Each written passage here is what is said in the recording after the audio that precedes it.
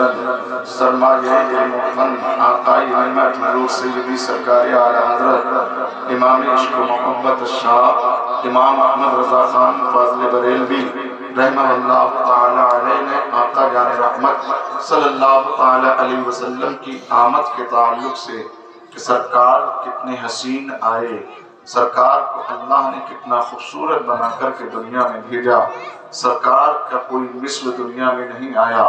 زمانے کو ڈھونڈ لیجئے، دنیا کے اوپر آپ نظر ڈالیں تو میرے نبی جیسی نظیر کوئی پیش نہیں کر سکتا، کوئی نظیر دنیا کے اندر کوئی میرے نبی کی جیسی نظیر لانے سے قاصر ہے، نہیں لا سکتا۔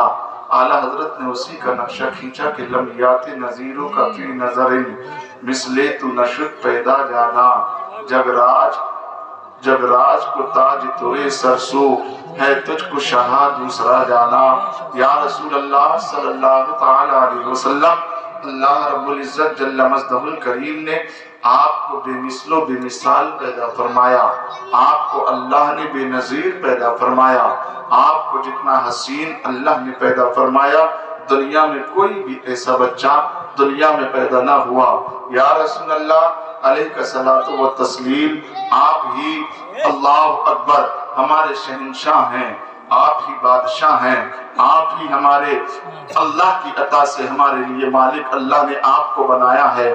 یا رسول اللہ، اللہ کے بعد اگر کوئی ہمارا جو ہے ہمارا سردار ہمارا مالک ہے تو یا رسول اللہ وہ آپ کی ذات مبارک ہے، آپ کی ذات مقدس ہے۔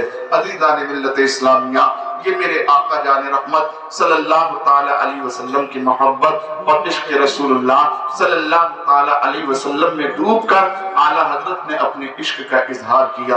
اور اعلیٰ حضرت عظیم المرتبت کی اگر محبت دیکھی جائے تو عزیزان ملت اسلامیہ، آج ہم سال میں ایک مرتبہ میلاد نبی کا محفل کا جو ہے اہتمام کرتے ہیں، لیکن اعلیٰ حضرت عظیم المرتبت کی وہ ذات ہے کہ میرے پیارے دینی اسلامی بھائیوں، ہم میلاد اگر کبھی کرتے بھی ہیں تو اول تو کئی سال لوگوں کے گھروں میں وقت بیت جاتا ہے، کئی سال گزر جاتے ہیں، لیکن نبی کی محفل کی میلاد اپنے گھروں پر نہیں کرا پاتے۔ لیکن اعلیٰ حضرت کی محبتیں دیکھیں، میرے اعلیٰ حضرت سال میں 3 مرتبہ محفل کا انعقاد کیا کرتے تھے۔ اللہ اکبر، وہ محفل کیا ہوا کرتی تھی؟ ایک محفل اللہ ذی القعدہ کے مہینے میں 18 ذی الحج کو آپ منعقد کیا کرتے تھے، اور ایک محفل رجب المرجب کے مہینے میں حضور سیدی سرکار اعلیٰ حضرت اپنے گھر کے اندر منایا کرتے تھے۔ اور تیسری محفل جو ہوا کرتی تھی وہ محفل تھی ربیع النور شریف کی 12 تاریخ کو، یعنی کہ یوم ولادت رسول اللہ صلی اللہ تعالی علیہ وسلم۔ امام اہل سنت بڑے عشق و محبت کے ساتھ منایا کرتے تھے، اور منانے کا انداز بھی یہ ہوتا تھا اعلیٰ حضرت کا کہ آپ صرف اس محفل میلاد کو جب ربیع النور شریف کی محفل مناتے تھے نا، تو پورے شہر کے اندر جو معزز حضرات تھے، جو عظیم المرتبت لوگ ہوا کرتے تھے، جو بڑے زیوقار لوگ ہوا کرتے تھے، اعلیٰ حضرت ان کو باقاعدہ ایک لیٹر لکھ کر کے، دعوت نامہ لکھ کر کے، اللہ اکبر، اپنے چھوٹے بھائی استاذ زمان حضرت علامہ حسن رضا خان کے ذریعے ان کے گھر گھر پہنچایا کرتے تھے۔ میرے ملت کے نوجوانوں، حضور اعلیٰ حضرت پوری رات محفل میلاد منایا کرتے، اعلیٰ حضرت خود نبی کا میلاد پڑھا کرتے تھے، اللہ اکبر، اور آپ نظر رکھا کرتے تھے لوگوں کے اوپر کہ جس کو دعوت دی ہے اس میں کون آیا ہے کون نہیں آیا۔ اگر آپ میلاد مصطفیٰ کے علاوہ اگر کسی کو دعوت دیتے اور اگر اس دعوت پر کوئی نہ آتا تو کبھی آپ اس سے غصہ نہ ہوتے، کبھی آپ اس سے ناراض نہ ہوتے، لیکن محفل میلاد مصطفیٰ پر اگر آپ دعوت دیتے اور جس کو دعوت دی اگر وہ محفل میلاد میں شریک نہ ہوتا اور کبھی وہ آپ سے ملتا، ملاقات ہوتی، تو اعلیٰ حضرت جلال میں آ جاتے، اس کے اوپر برہم ہوتے، غصہ کرتے اور کہتے تمہیں شرم نہیں آتی، میں نے اپنے گھر نہیں بلایا تھا بلکہ نبی کی میلاد سننے کے لیے بلایا تھا، اس نبی کا یاد منایا تھا۔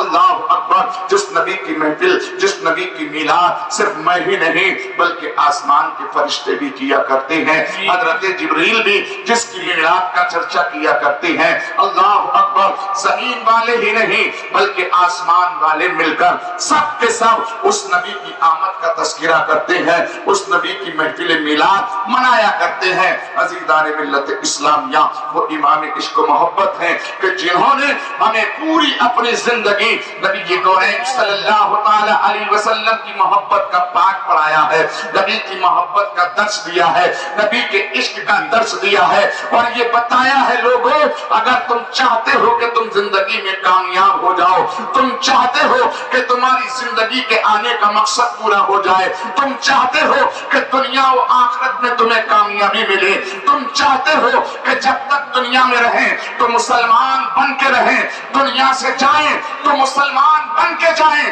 تو اعلیٰ حضرت نے اس شعر کے ذریعے پیغام دیا کہ انہیں جانا، انہیں مانا، نہ رکھا غیر سے کام، للہ الحمد میں دنیا سے مسلمان۔ نعرہ تکبیر، نعرہ رسالت، نعرہ غوث، مسلک اعلیٰ حضرت، نعرہ تکبیر، نعرہ رسالت۔ میرے پیارے ذرا غور تو کریں، آپ ذرا سوچے تو صحیح، میرے پیارے وہ اعلیٰ حضرت کا عشق ہے، وہ امام اہل سنت نے ہمیں آقا جان رحمت صلی اللہ تعالی علیہ وسلم سے محبت کرنا سکھایا ہے، اور محبت رسول ہمارے دلوں میں ہونی چاہیے۔ ہم اپنی زندگی پوری اگر نبی کے نام پر قربان کر دیں تو کم ہے، اپنا مال نبی کے نام پر قربان کریں تو کم ہے۔ عزیزان ملت اسلامیہ، نبی کی محبت ہمارے لیے باعث برکت ہے، نبی کی محبت ہی ہمارا ایمان ہے۔ اگر نبی سے محبت نہیں تو یوں سمجھ لیجئے کہ وہ نام کا تو عبداللہ ہو سکتا ہے لیکن ایمان والا نہیں ہو سکتا۔ ایمان والا وہی ہوگا جو اپنے آپ کو نبی کے اوپر قربان کرے گا، نبی کی محبتوں پہ قربان کرے گا، خود بھی نبی سے محبت کرے اور اپنے بچوں کو بھی نبی کا پیغام سکھائے، اپنے نبی کی محبت کا درس اپنے بچوں کو بھی دینا چاہیے۔ عزیزان ملت اسلامیہ، یوں تو زمانہ پوری دنیا کے لوگ بلکہ آپ کے اس بستی کے لوگ بھی جو ہے اپنے بچوں کو تربیت کرتے ہیں، اپنے بچوں کو پروان چڑھاتے ہیں، اپنے بچوں کی پرورش کرتے ہیں، اپنے اپنے انداز سے پرورش کرتے ہوں گے، اپنے بچوں کو دنیاوی نالج سکھاتے ہوں گے، دنیا کی تعلیم سے اپنے بچوں کو آراستہ کرتے ہوں گے، میتھمیٹکس اپنے بچوں کے ہاتھوں میں دیتے ہوں گے، بائیولوجی کا پارٹ اپنے بچوں کو پڑھاتے ہوں گے۔ عزیزان ملت اسلامیہ، آپ اپنے بچوں کو سکھاتے ہو تو دنیا کی نالج اپنے بچوں کو دیتے ہوگے۔ اللہ اکبر، ایک کسان والا، ایک کسان جو ہے وہ اپنے بچوں کو اگر سکھائے گا تو وہ اپنے کسانی کے تعلق سے بتائے گا، کسان کے فارمولے اس کو سکھائے گا۔ اگر کوئی بزنس مین ہے تو اپنے بچوں کو اپنا بزنس آگے بڑھانے کے لیے اس کو نئے نئے طریقے، نئے نئے انداز سے بزنس کیسے آگے بڑھایا جائے گا اس کی تربیت دیتا ہوگا۔ اگر کوئی باغبان ہے، باغ کا کام کرنے والا ہے، باغ کو جو ہے پھل پھول لانے والا ہے تو اپنے باغ کی پرورش کے تعلق سے اپنے بچوں کو آراستہ کرتا ہوگا۔ یہ ذمہ داری ایک کی بنتی ہے۔ اللہ اکبر، لوگوں کی سوچ یہ ہے کہ وہ اپنے بچوں کو اسی فیلڈ میں اتاریں۔ اللہ اکبر، جس فیلڈ میں وہ اترے ہوئے ہیں، جس میدان کے وہ سہ سوار ہیں، اسی میدان میں ان کا بچہ بھی سہ سوار بنے، اسی فیلڈ کا ان کا بچہ بھی سہ سوار اور بہادر بنتا نظر آئے۔ اس لیے میرے پیارے، آپ اپنے بچوں کو کسان، اپنے بچے کو کسانی سکھاتا ہے، باغبان اپنے بچوں کو باغبانی کرنا سکھاتا ہے، دکاندار اپنے بچوں کو دکانداری کرنا سکھاتا ہے، میتھمیٹکس کا جو ہے ایجوکیشن پانے والا اپنے بچے کو میتھمیٹکس سکھاتا ہے، جو دنیا کا سائنٹسٹ ہے، اگر سائنسداں ہے، وہ اپنے بچے کو سائنس میدان میں اتارنا چاہتا ہے۔ اللہ اکبر، جو ڈاکٹر لائن میں ہے وہ اپنے بچے کو ڈاکٹر بنانا چاہتا ہے، جو پولیس لائن میں ہے وہ اپنے بچوں کو پولیس کی تعلیم دلانا چاہتا ہے، جو انسان اللہ اکبر اگر وکلا کی ڈگری لیے ہوتے ہیں تو اپنے بچوں کو وکلا کی لائن پر وکیل کی ڈگری دلانا چاہتا ہے، جس کا باپ انجینئر ہے وہ اپنے بچے کو انجینئر بنانا چاہتا ہے، جس کا باپ جج ہے وہ اپنے بچے کو جج بنانا چاہتا ہے، جس کا باپ آئی پی ایس ہے وہ اپنے بچے کو آئی پی ایس بنانا چاہتا ہے، اور وہی تعلیم سکھاتا ہے۔ لیکن پوچھو مدینے کے تاجدار سے، پوچھو پوچھو پیارے نبی سے، پوچھو آقائے کائنات سے، امام الانبیاء سے پوچھو یا رسول اللہ ہم اپنے بچے کو اپنے آغوش میں کیا تعلیم دیں، اپنے بچے کو اپنی گود میں کیا سکھائے، جب اپنے بچے کی تربیت کریں یا رسول اللہ اس کو کون سا پاک پڑھائے، یا رسول اللہ اس کو کون سا سبق دے؟ تو مدینے کے تاجدار فرماتے ہیں، میرے اور آپ کے آقا فرماتے ہیں، جانے کائنات فرماتے ہیں، آمینہ کے لال فرماتے ہیں، اے میرے امتیوں، اے میرے غلاموں، اگر تم نے پوچھا ہی ہے کہ ہم اپنے بچوں کو تربیت کون سی دیں، کون سی تعلیم سے اپنے بچوں کے سینوں سے وابستہ کریں، تو سنو تمہارے نبی کا ایک ہی پیغام ہے، ادبوا اولادکم علی ثلاثۃ خصال، کہ تم اپنے بچوں کو دین پاک پڑھاؤ، دین سبق اپنے بچوں کے دامن سے بانٹ دو، دین نصیحتیں اپنے بچوں کے ہاتھوں میں دے دو۔ غلام عرض کرتے ہیں یا رسول اللہ علیہ الصلوۃ والتسلیم فداک امی و ابی، ہمارے ماں باپ آپ کے قدموں پر نثار، ہمارا مال آپ کے قدموں پر قربان، یا رسول اللہ ہماری اٹھتی ہوئی سے سانسیں آپ کے قدموں پر قربان ہے۔ اے آقا ہم کون سی دین تربیت اپنے بچوں کو دیں، اپنی نسلوں کو کون سے دین پاک پڑھائے؟ تو میرے نبی فرماتے ہیں سب سے پہلا درس مصطفیٰ نے جو دیا کہ اپنے بچوں کو جو پہلا سبق سکھاؤ، اپنے بچوں کو جو پہلا درس دو، تو اس کو بایولوجی کا درس مت دو، دنیاوی کھیتی کا اپنے بچوں کو درس مت دو، دنیا کی نالج کا درس اپنے بچوں کو مت دو، دنیا کی محبت کا بات اپنے بچوں کو نہ دو، دنیا کی رغبت اپنے بچوں کے دلوں میں پیدا مت کرو، بلکہ سب سے پہلے جو تمہیں اپنے بچوں کو درس دینا ہے، جو بچوں کو ترتیب دینا ہے، جو بچوں کو سکھانا ہے، مصطفیٰ فرماتے ہیں حب نبیکم، سب سے پہلے تم اپنے نبی کی محبت اپنے بچوں کو۔ نعرہ تکبیر، نعرہ رسالت، سرکار کی آمد، آقا کی آمد، دلور کی آمد، نعرہ تکبیر، نعرہ رسالت۔ سب سے پہلے تم اپنے بچوں کو میری محبت سکھاؤ، اپنے نبی کی محبت سکھاؤ۔ اب ذرا ہمیں غور کرنا ہے، نبی کی محبت ہوتی کیا چیز ہے؟ نبی کی محبت کہتے کسے ہیں؟ یا آج جو زمانے نے نبی کی محبت کو قرار دیا ہے، جس کو نبی کی محبت کہہ رہے ہیں، کیا یہی نبی کی محبت ہے؟ اللہ اکبر! جو آج ایک طرف میری قوم جھوٹ بولتی ہے اور دوسری طرف کہتی ہے کہ ہم نبی سے محبت کر رہے ہیں، کیا یہ نبی کی محبت ہے؟ ایک طرف قوم مسلم غیبت میں ملوث ہے، چغلخوری میں سب سے آگے ہے، دوسری طرف نعرہ لگاتے ہیں کہ ہم نبی سے محبت کرتے ہیں، ایک طرف سود بھی لے رہے ہیں، دوسری طرف کہہ رہے ہیں کہ ہم نبی سے محبت کر رہے ہیں۔ کیا یہ نبی کی محبت کہلائے گی؟ نہیں نہیں میرے پیارے، ایک طرف سود لو، دوسری طرف نبی کی محبت کا دعویٰ کرو، یہ نبی کی محبت نہیں ہے۔ ایک طرف تو تم دوسرے کے کھیت میں اگولے کاٹتے ہو اور دوسری طرف کہتے ہو کہ نبی سے محبت کرتے ہیں، ایک طرف تم دودھ میں پانی ملاتے ہو، دوسری طرف کہتے ہو کہ ہمیں نبی سے محبت ہے، ایک طرف تم اللہ اکبر شراب پیتے ہو اور دوسری طرف کہتے ہو کہ ہمیں نبی سے محبت ہے، ایک طرف تو تم جوا بھی کھیلتے ہو، دوسری طرف کہتے ہو کہ ہم نبی سے محبت ہے، ایک طرف تو تم نماز پہ نماز چھوڑتے چلے جاتے ہو، دوسری طرف کہتے ہو کہ ہمیں نبی سے محبت ہے، ایک طرف تو تم عزیزان ملت اسلامیہ قرآن کے اوپر برائیاں کر رہے ہو، گناہ پہ گناہ کرتے چلے جا رہے ہو، داڑھیوں پہ داڑھی منڈاتے چلے جا رہے ہو، برات کا ٹائم آتا ہے، گھر میں برات ہو، اچھی بات ہے، سنت رسول اللہ پر عمل کر رہے ہو، لیکن ایسی شادی کے موقع پر، خوشی کے موقع پر تمہیں اچھائی کی دعوت دینا چاہیے تھی، بلکہ ایسے سنہرے موقع پر، سنت رسول اللہ کے موقع پر آپ ڈی جے بلا کر کے، آپ گانا بجا کر کے، آپ ناچ گانا کر کے، آپ رنڈیوں کو بلا کے، آپ فاحشاؤں کو بلا کے وہاں اسٹیج سجا کے ناچ کرتے ہو کہ یہ نبی کی محبت ہے؟ نہیں نہیں، یہ نبی کی محبت نہیں ہے۔ اور ایک طرف ربیع النور شریف کا مہینہ آئے، تم جلوس نکالتے ہو، اس میں تمہاری زبان پہ نعرہ کیا ہوتا ہے؟ غلامی رسول میں موت بھی قبول ہے۔ اللہ اکبر! بتا تو نعرہ لگاتا ہے کہ نہیں لگاتا ہے؟ یہ کہتے ہو کہ نہیں کہتے ہو کہ غلامی رسول میں موت بھی قبول ہے؟ اب ایک جھوٹا ہے تو غلامی رسول میں موت قبول کیسے کر سکتا ہے جبکہ تیری مسجد کی ممبر سے آذان کی صدا ہوتی ہے، تو اپنا کام چھوڑ کے مسجد میں نماز پڑھنے کے لیے نہیں آ سکتا؟ تو تجھ سے کیا امید کی جا سکتی ہے کہ نبی کی محبت میں تجھے؟ سبحان اللہ، سبحان اللہ۔ دے دے گا نبی کی محبت میں جان؟ ارے جو نماز پڑھ وقتہ نہیں پڑھ سکتا وہ نبی کی محبت میں جان دے گا؟ جو چہرے پہ داڑھی نہیں رکھا سکتا وہ نبی کی محبت میں جان دے دے؟ جو شراب سے توبہ نہ کر سکے وہ نبی کی محبت میں جان دے دے؟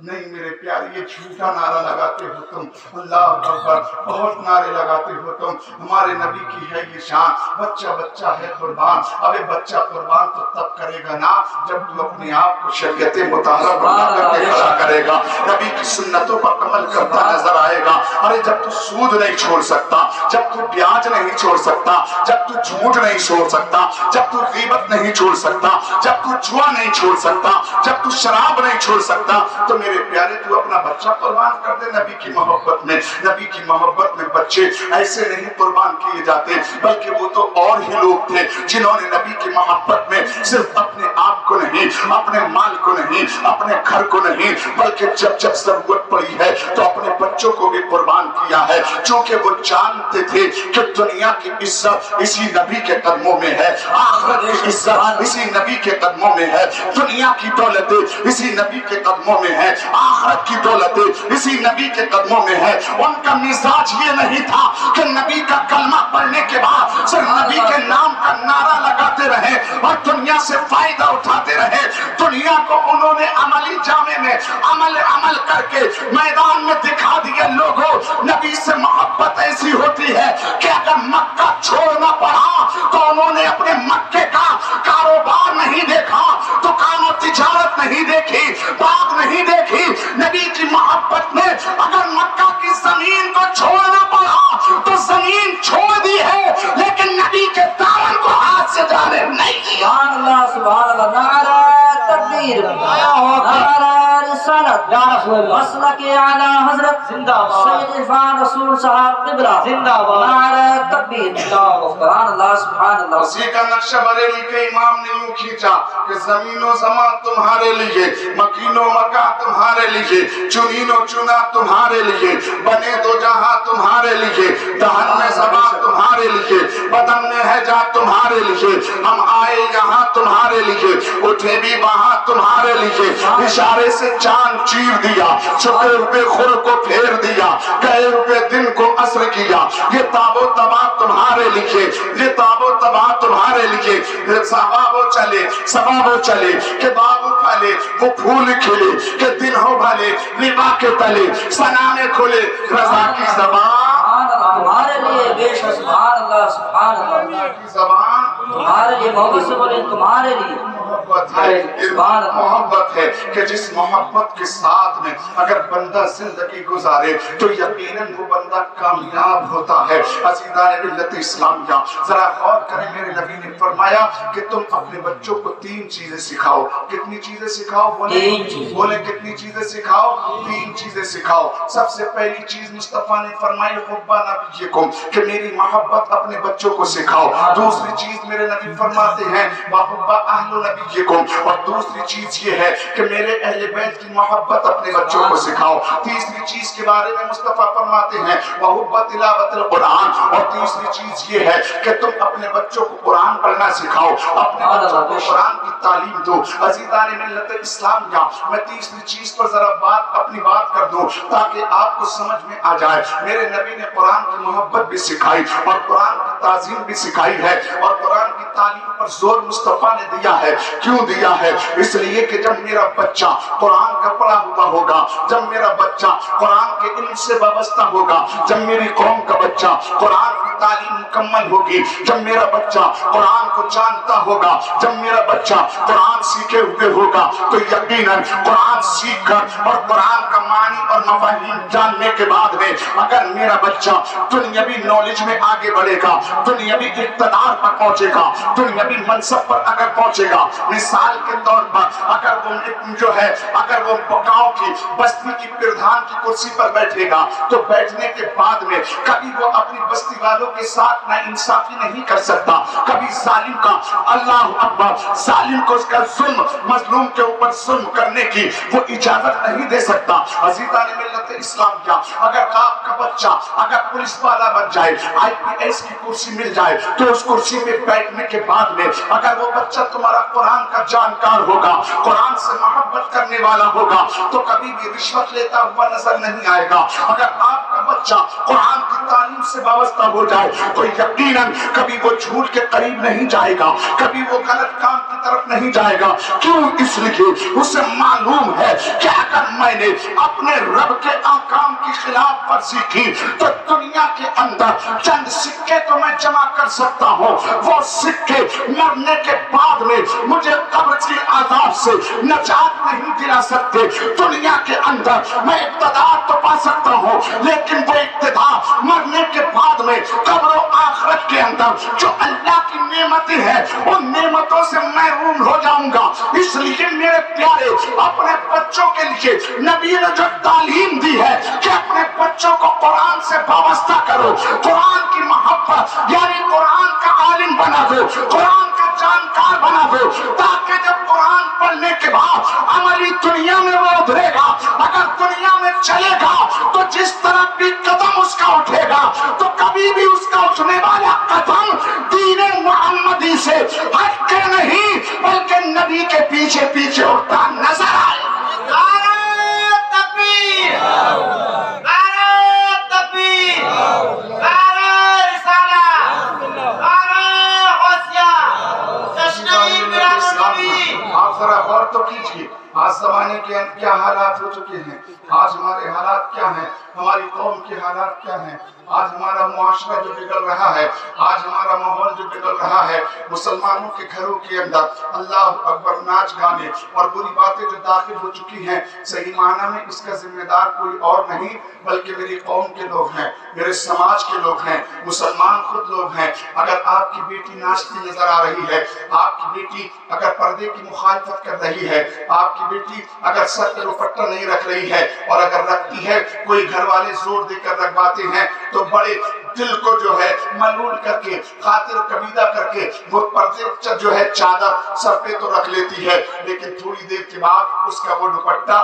اس کی گردن میں نظر آتا ہے اور اس کے بعد میں وہ دوپٹہ بیگ میں نظر آتا ہے۔ کھلے بالوں کے ساتھ تمہاری جوان بیٹی گھومتی نظر آتی ہے، اسٹیج کی زینت بنی ہوئی ہے۔ آج میری قوم کی بیٹی چاہے گھر کی بہو ہو چاہے میری قوم کی ماں ہو، عزیزان ملت اسلامیہ، وہ اگر اس کی مخالفت کر رہی ہے، اگر پردے کی مخالفت کرتی نظر آ رہی ہے، کس وجہ سے؟ صرف اس وجہ سے کہ آپ نے اس کو قرآن نہیں سکھایا، نبی کی سنتیں نہیں سکھائیں، شریعت کے بارے میں نہیں بتایا، شریعت کے بارے میں نہیں بتایا۔ آج اگر میری قوم کا نوجوان جینز کی پینٹ اور ٹی شرٹ پہن کے اس پر ناز کر رہا ہے اور طرح طرح کی بالوں کی کٹنگ کر کے اللہ اکبر اور داڑھی کے اندر کٹ لگوا کے اللہ اکبر اپنے آپ کو ہیرو بنائے پھرتا ہے اور اس کی ہیرو بننے کے بعد میں اس کی سوچ یہ ہے کہ میں ترقی یافتہ ہوں اور وہ اسلام کے خلاف بات کرتا ہے۔ آج ہی کی بات ہے، فیس بک کے اوپر ایک مسلمان لڑکی نے بڑی سینہ تان کے بات کہی کہ اسلام نے ہمیں دیا ہی کیا ہے، اللہ اکبر معاذ اللہ، سب بار معاذ اللہ کہتی نظر آتی ہے اسلام نے ہمیں دیا ہی کیا ہے، اسلام نے ہمیں صرف قید دی ہے، پردے میں رکھنے کو کہا ہے، ہمیں گھر کے اندر قید کر کے رکھ دیا ہے، اللہ اکبر، اس کے علاوہ اسلام نے ہمیں کچھ نہیں دیا۔ یہاں میری ماں اور بہنیں بیٹھی ہیں، میں ان سے کہنا چاہتا ہوں میری ماں اور بہنوں سنو غور سے، تم سنو، اسلام نے تمہیں کیا نہیں دیا، اسلام نے تمہیں زندگی دی ہے، اسلام نے تمہیں جینے کا طریقہ دیا ہے، اسلام نے تمہیں سر اٹھانے کا طریقہ دیا ہے۔ اگر بانی اسلام نہ آئے ہوتے تو آج بھی تمہیں یا تو چتاؤں کے ساتھ زندہ جلا دیا جاتا، کہ آج بھی تمہیں تمہارے ہی گھر کے افراد اپنے ہاتھوں سے گلا دبا کے قبر کے اندر دبا دیتے، گڈھے کھود کھود کے دباتے ہوئے نظر آتے۔ تمہیں دنیا کے اندر زندگی دینے والے جو ہے وہ بانی اسلام اور مذہب اسلام ہے۔ عزیزان ملت اسلام کیا تم نہیں جانتی اپنی حقیقت کو، تمہیں کتنا منحوس جانا جاتا تھا، تمہیں زحمت نہیں بلکہ زحمت سمجھا جاتا تھا. لوگ تمہیں عزت کی نظر سے نہیں دیکھتے بلکہ اپنے بستر کی زینت سمجھتے تھے، صرف اپنے بستر کی عزت سمجھتے تھے. جب تک ان کا بستر گرم تھا اس وقت تک اس دور کے لوگ تمہیں عزت دیتے تھے، اور جہاں ان کا کام نکلتا ٹھوکر مار کے تمہیں بازار کی زینت بتا دیا کرتے تھے، کوٹھوں پر پہنچا کے تمہیں اپنے ہاتھوں سے نچایا کرتے تھے، تمہیں بازاروں میں بیچ دیا جاتا تھا، تمہیں بازاروں میں نیلام کر دیا جاتا تھا. یہ ایسے تو وقت تھی اس دور میں جب بانی اسلام تشریف نہ لائے تھے، مدینے کے تاجدار نہ آئے تھے، آمینہ کے لال نہ آئے تھے. اس وقت تمہیں یا تو بستر کی رکھیل لوگوں نے بنایا تھا یا بچپنے میں ہی تمہیں باپ اپنے ہاتھوں سے دبا دیتا تھا. اگر بڑھ جاتی تو لوگ تمہیں کوٹھے پہ نچایا کرتے تھے. یہ پہلو تھی. لیکن مدینے والے نے آ کر کے ارشاد فرمایا، اے لوگوں یہ بیٹی ہاتھ سے کلا دبا کے زمین ٹھور کرنے کی نہیں ہے، یہ بیٹی بستر میں رکھیل بنانے کی چیز نہیں ہے، یہ بیٹی کوٹھے پہ نچانے کی چیز نہیں ہے، بلکہ خوش نصیب ہے وہ ماں باپ جس کو اللہ نے پہلی اولاد کی شکل میں بیٹی عطا کی. اس لیے کہ جس کو اللہ بیٹی دیتا ہے تو بیٹی کی شکل میں اللہ کی بارگاہ سے اس گھر والوں کے لیے اللہ کی طرف سے رحمت آیا کرتی. نعرہ تکبیر، نعرہ تکبیر، نعرہ رسالت، نعرہ غوث، مسلک اعلی حضرت، عشق محبت، عشق محبت، علم کا دریا، فیض کا دریا. نعرہ تکبیر. آپ ذرا غور سے کریں، ذرا میری ملت کی نوجوانوں، میری ماں اور بہنیں غور کریں، تمہیں یہ رحمت بنانے والا کون؟ بولو. مدینے والے آقا. تمہیں زحمت لوگ سمجھتے تھے اور آج بھی سمجھ رہے ہیں کچھ لوگ، کم عقل لوگ. کون سے لوگ؟ کہ جو قرآن نہیں جانتے. مسلمانوں میں جو لوگ قرآن نہیں جانتے تو ان کے گھر میں اگر بیٹی آ جاتی ہے تو دادا کا چہرہ لٹک جاتا ہے، دادی کونے جھانکتی ہے، چچا تاؤ روٹ جاتے ہیں، وہ بیچاری بہو کے اوپر دباؤ بناتے ہیں، کیسی منحوس آگے کے لوڈیا لوڈیا لے کے آئیے. لیکن قربان جائیے، تم کیا سمجھو گے بیٹی کی حقیقت کو، جس کو تم سہمت سمجھ رہے ہو، منحوس جان رہے ہو. سنو، میرے آقا نے فرمایا کہ گھر کے اندر جب باپ آئے اور اگر کوئی چیز لے کر کے آئے تو اس کے لیے میرا آدیش ہے کہ بیٹے کو بعد میں دے، اپنی بیٹی کو پہلے دے. اللہ سبحان اللہ. بعد میں دے، اپنی بیٹی کو پہلے دے. اللہ اکبر. پھر آقا جان رحمت صلی اللہ علیہ وسلم فرماتے ہیں جس کے گھر میں بیٹی آتی ہے اللہ فرشتوں سے فرماتا ہے فرشتوں جاؤ فلاں گھر کے پاس جاؤ، اس کی زیارت کرو. فرشتے عرض کرتے ہیں مولا اس گھر کے پاس جا کر اس کی زیارت کریں. پھر کیا کہیں؟ اللہ فرماتا ہے اس کی بارک ان کو جانے کے بعد میں اللہ اکبر اس کو مبارکباد پیش کرو. فرشتے آتے ہیں اور کہتے ہیں وَيَقُولُونَ سَلَامٌ عَلَيْكُمْ أَهْلَ الْبَيْتِ، اے لوگ گھر والو تم پر سلامتی ہو، تم پر اللہ کا سلام ہو. اور اس کے بعد کہتے ہیں اہلا و سہلا مرحبا، تم کو مبارکباد ہے اللہ کی طرف سے کہ پروردگار نے تمہیں بیٹی عطا فرمائی ہے. اللہ اکبر. یہ بیٹیاں جو آج اسلام کو برا کہتی ہیں نا اہلی کی بنیاد پر، قرآن کو نہ سمجھنے کی بنیاد پر، اسلام کو نہ سمجھنے کی بنیاد پر، پردے کو انہوں نے قید سمجھ رکھا ہے. آؤ ایک بات پیش کر دوں. ایک عورت نے ایک شیخ سے پوچھا، میں زیادہ کچھ نہیں کہوں گا، آپ کی مرضی ہے، آپ پردہ کرو کہ نہ کرو، آپ کی ذمہ داری ہے. آپ اپنے آپ کو عزت دینا چاہتی ہو یا بازار میں رسوا ہونا چاہتی ہو یا چوراہوں پر رسوا ہونا چاہتی ہو یا آخرت میں دین کی مخالفت کر کے آخرت میں جہنم کی ایندھن بننا چاہتی ہو، یہ تمہاری ذمہ داری ہے. میرا کام ہے سچ کا آئینہ دکھانا، میرا کام ہے اپنی بگڑی ہوئی بیٹیوں کو قرآن کی روشنی میں آئینہ پیش کر دو تاکہ اپنا چہرہ دیکھ کر کے اسلامی آئینے میں اپنے آپ کو چھانکے اور برائیوں سے توبہ کر کے جنت کی مستحق بن جائے، جنت کی حقدار بن جائے. عزیزان ملت اسلام کیا یہ بیٹی کیا سمجھتی ہے؟ ایک شیخ سے ایک عورت نے پوچھا پوچھا جناب والا کیا قرآن میں ہر عورت کے اوپر پردہ کرنا فرض ہے؟ تو ان کا بڑا پیارا جواب تھا، اس جواب کو میں اپنی ماں اور بہنوں تک پہنچا رہا ہوں، اور جتنے نوجوان ہیں،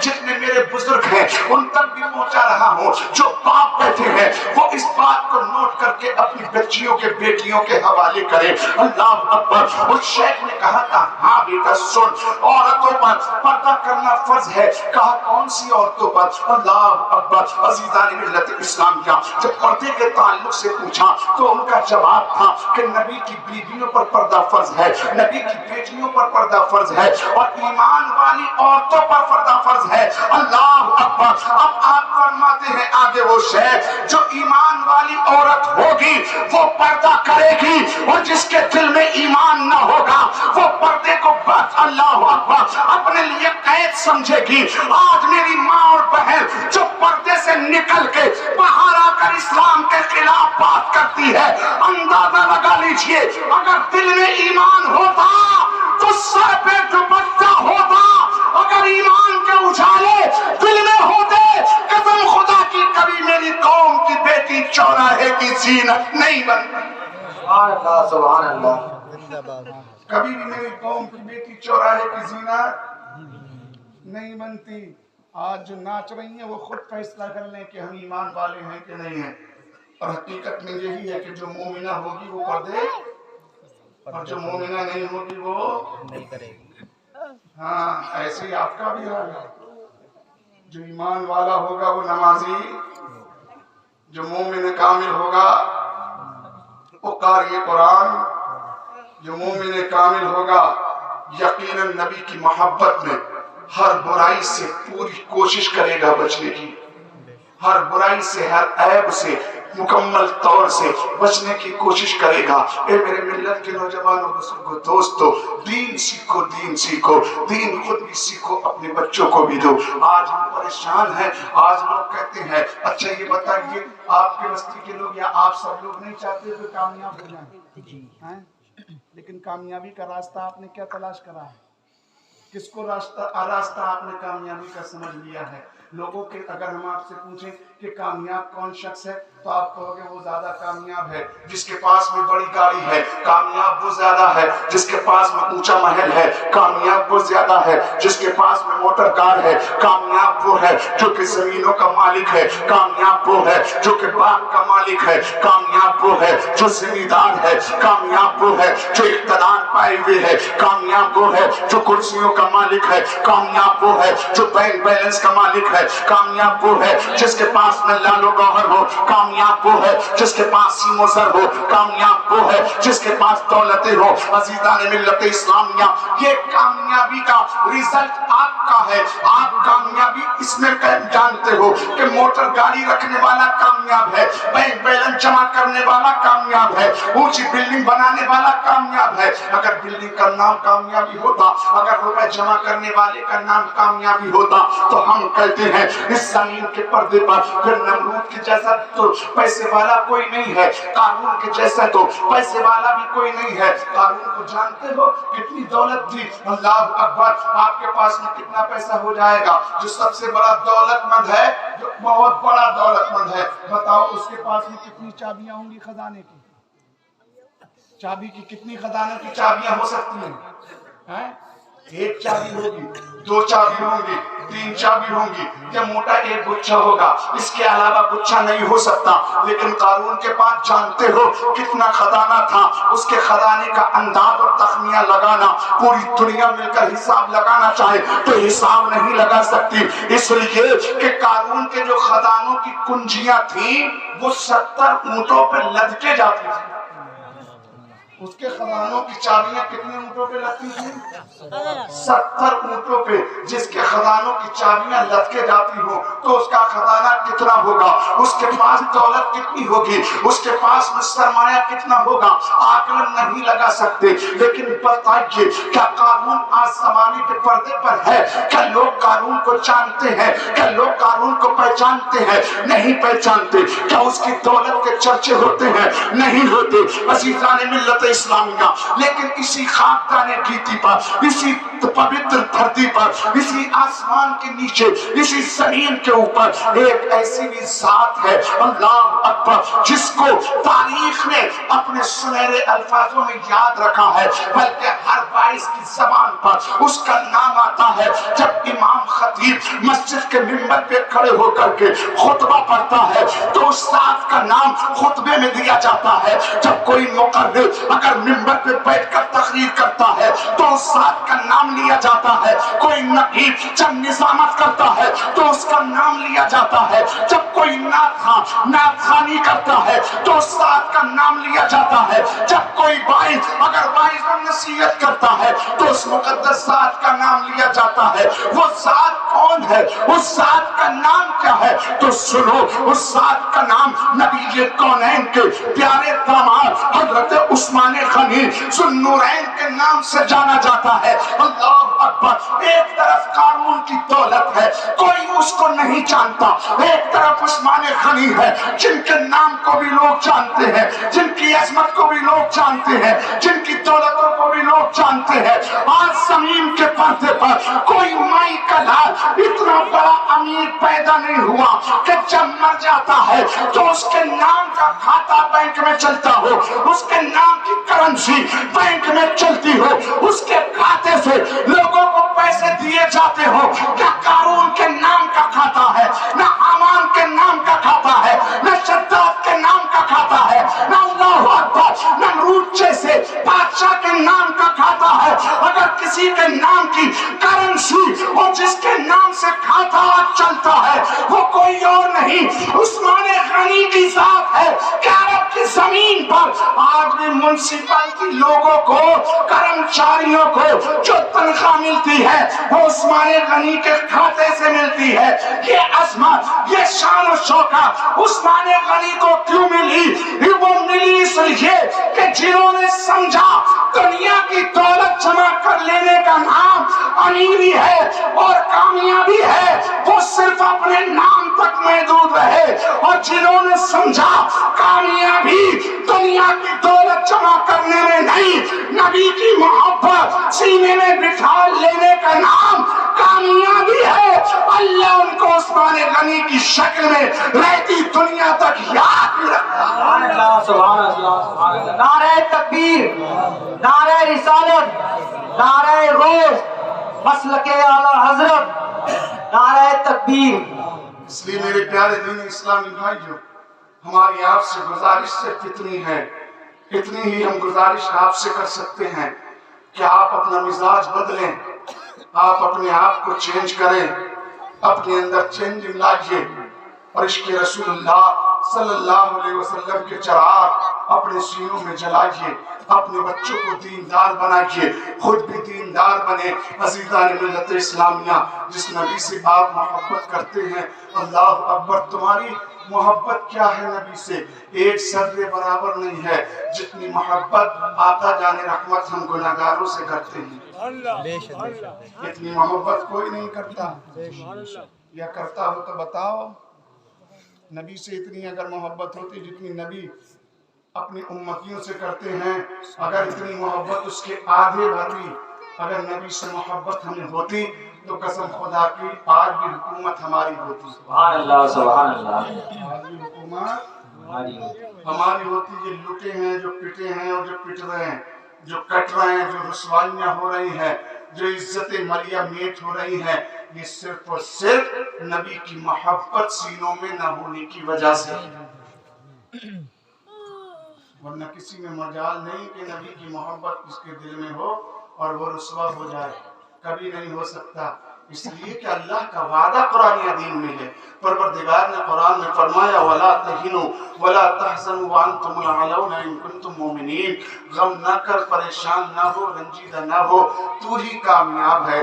کیوں کامیاب ہے؟ اس لیے کہ تو ایمان والا ہے، نبی سے محبت کرنے والا ہے، نبی سے پیار کرنے والا ہے۔ عزیزان ملت اسلام کیا، اس لیے نبی سے سچی محبت کرو، اللہ اللہ، یہ تو پوسٹ لبازی مت کرو، یہ خالی دکھاوے کی محبت محبت مت کرو، اگر نبی سے محبت کرنا ہے تو ایسی کرو تاکہ دیکھنے والا اگر دور سے دیکھے تو تمہارے چلنے سے جان جائے کہ نبی کا غلام آ رہا ہے۔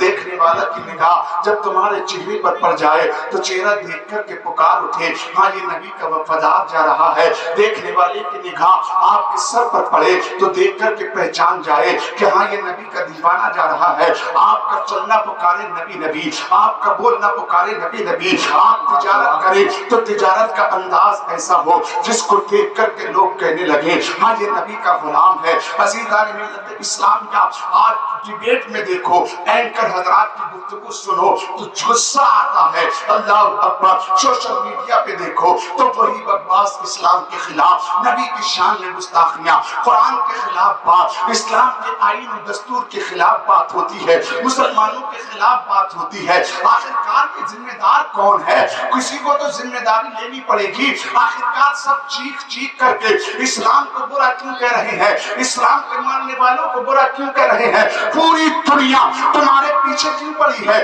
تمہیں مٹانے پر کیوں تلی ہے؟ تمہیں مارنے پر کیوں تلی ہے؟ تمہیں کاٹنے پر کیوں تلی ہے؟ ہر ملک والا اپنے بستی سے، اپنے ملک سے تمہیں نکالنے پر تلا ہوا ہے، چاہے امریکہ ہو، چاہے چائنا ہو، چاہے جو ہے جاپان ہو، چاہے بھارت ہو، چاہے کوئی سا بھی ملک ہو، ہر ایک ملک والا تمہیں نکالنے پر تلا ہوا ہے۔ بھگاؤ انہیں، بھگاؤ انہیں، نکال دو۔ آخرکار وجہ کیا ہے؟ ہمیں اتنے برے ہیں، اتنے برے ہو چکے کہ پوری دنیا ہمارے پیچھے پڑ گئی۔ کل تک جن کرسیوں پر ہم تھے آج وہ کرسیوں پر کیا بیٹھے؟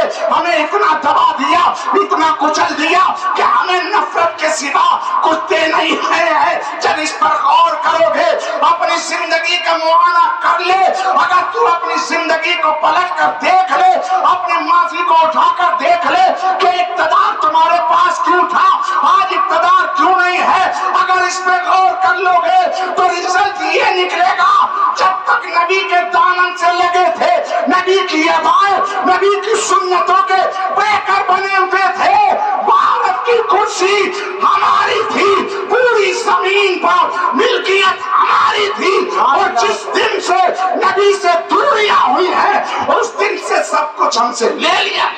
سبحان اللہ، سبحان اللہ، سبحان اللہ، بے شک، سب کچھ ہم سے لے لیا گیا۔ بے شک بے شک۔ اس لیے غور کریں، اس لیے غور کریں، اپنے آپ کو سمجھیں، اپنے آپ کو بچانے کی کوشش کریں، اپنے کردار کو بچائیں، اپنی آخرت کی فکر کریں، اپنی دنیا کی فکر کریں۔ آخری بات، آج جو لوگ ہمیں برا کہہ رہے ہیں وہ وجہ یہ ہے کہ وہ اسلام کو نہیں پڑھ رہے ہیں، وہ قرآن کو نہیں پڑھ رہے ہیں۔ وہ پڑھ کسے رہے ہیں؟ تمہیں دیکھ کسے رہے ہیں؟ تمہیں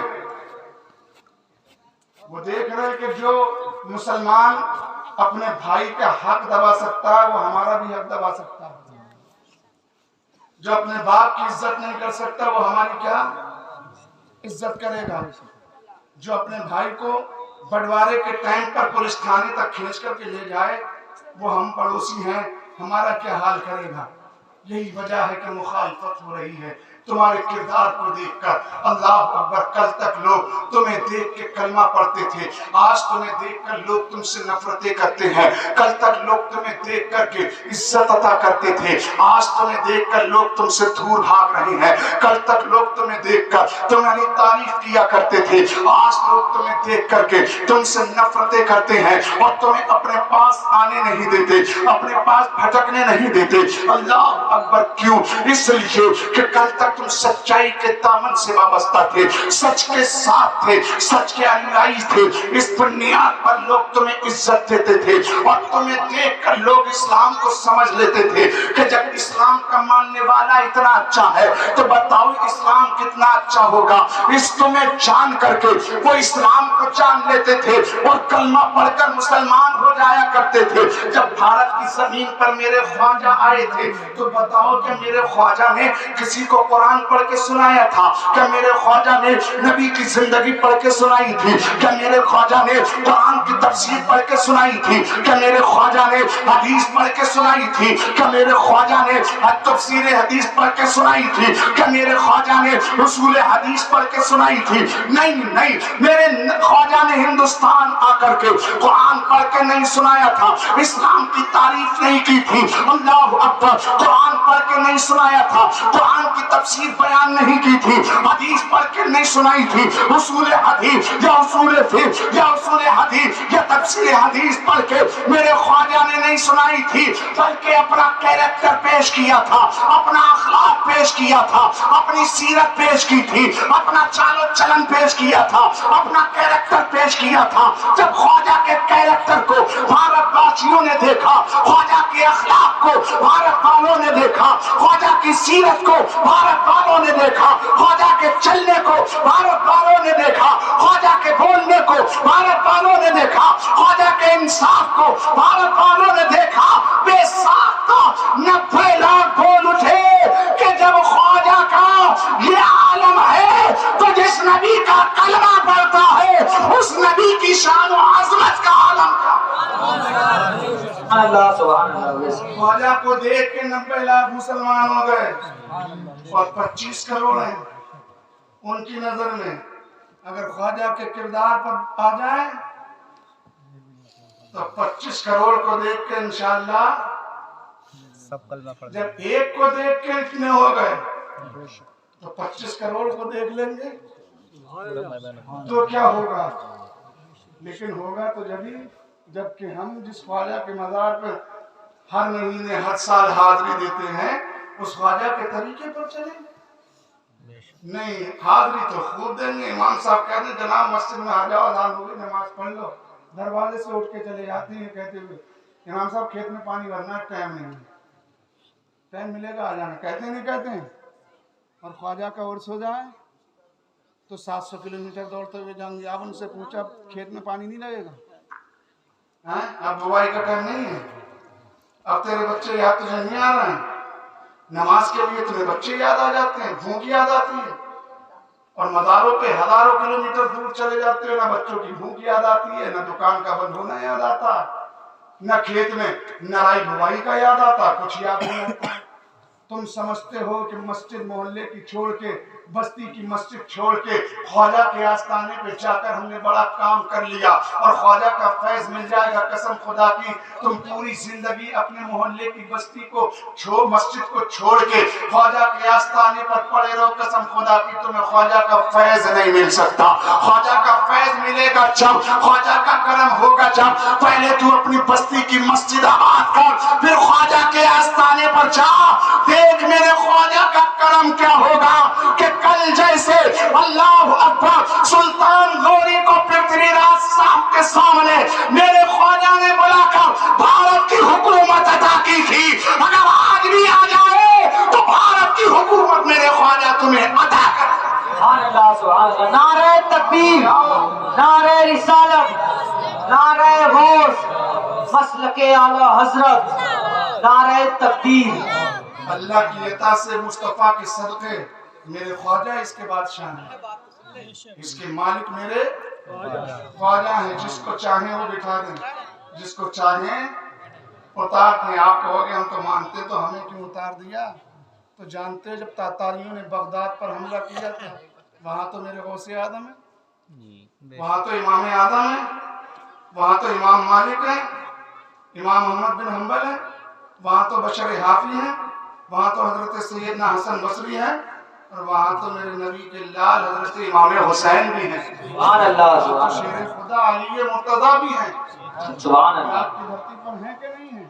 لیکن پھر بھی اللہ اکبر، اب بھی تختہ پلٹا گیا۔ اس سے پہلے ہلاکو خان نے تختہ پلٹا، 6 لاکھ مسلمانوں کو مارا، اللہ اکبر. اور جب ایک مرد مجاہد، ایک اللہ کا نیک بندہ جب چلا مقابلہ کرنے کے لیے تنہا کہ میں یہ برداشت نہیں کر سکتا، ان سے لڑوں گا، اللہ اکبر، جیسے ہی ہلاکو کی فوج کے سامنے وہ کھڑے ہوتے ہیں تو کیا دیکھتے ہیں کہ ہلاکو کی فوج کے ہر سپاہی کے کندھے پر اللہ کا ایک نیک بندہ موجود ہے، ایک نیک بندے کی روح موجود ہے. اور وہ آنے والا مرد مجاہد جب سامنے آیا تو اسے پکار کر کہہ رہی تھی، اے اللہ کے محبوب بندے، تو مسلمانوں کی رہنمائی مت کر، ان کی مدد مت کر. تو وہ کہتے میں نے پوچھا کیوں نہ کروں؟ کہا اس لیے کہ یہ راہ خدا سے بھٹک چکے ہیں، خدا کی بارگاہ سے دور ہو چکے ہیں، دین و شریعت سے پھر چکے ہیں، مصطفیٰ کی عطاؤں سے پھر چکے ہیں، نبی کی سنتوں سے علیحدہ ہو چکے ہیں.